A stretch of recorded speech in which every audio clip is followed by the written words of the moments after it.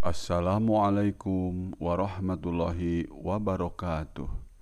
Alhamdulillah, assalatu wassalamu ala rasulillah Sayyidina Muhammadi wa ala alihi wa ashabihi wa mawalah. Amma ba'du faya ayuhal hadirun ittaqullaha la'allakum tuflihun. Pada kesempatan ini, marilah kita membahas tentang talak di tangan suami. Hukum Islam menetapkan hak talak bagi suami, dan suamilah yang memegang kendali talak. Mengapa demikian? Karena suami dipandang telah mampu memelihara kelangsungan hidup bersama. Suami diberi beban membayar mahar dan memikul nafkah istri dan anak-anaknya.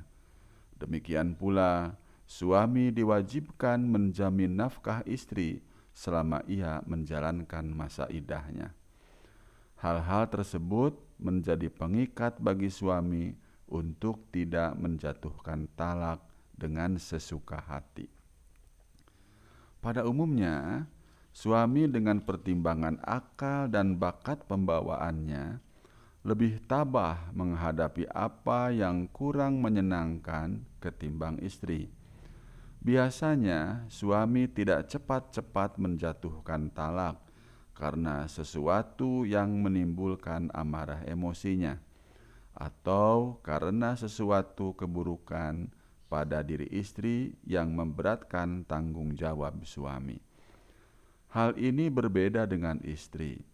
Biasanya wanita itu lebih menonjol sikap emosionalnya, kurang menonjol sikap rohaniahnya.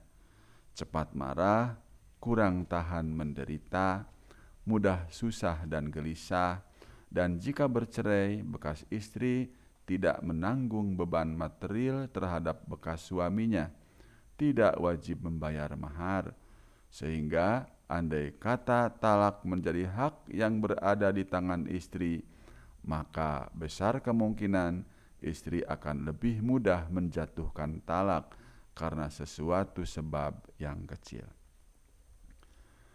Al-Jurjawi mengemukakan bahwa wanita itu biasanya lebih mudah goncang pendapatnya dalam menghadapi uji coba dan kesulitan hidup, kurang teguh dalam menghadapi hal-hal yang tidak disenangi.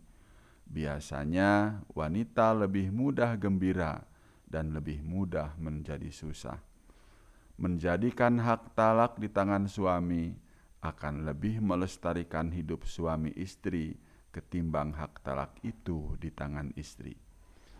Dalam pada itu, suami sebagai penanggung jawab kebutuhan material rumah tangga dan menjadi pemimpin keluarga.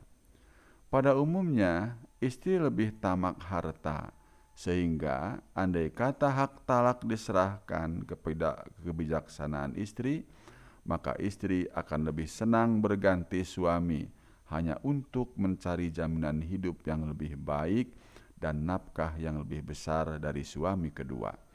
Dan masa iddah masih memperoleh jaminan nafkah dari bekas suami pertama. Demikian pula halnya jika hak talak itu berada di tangan suami dan istri secara sama-sama.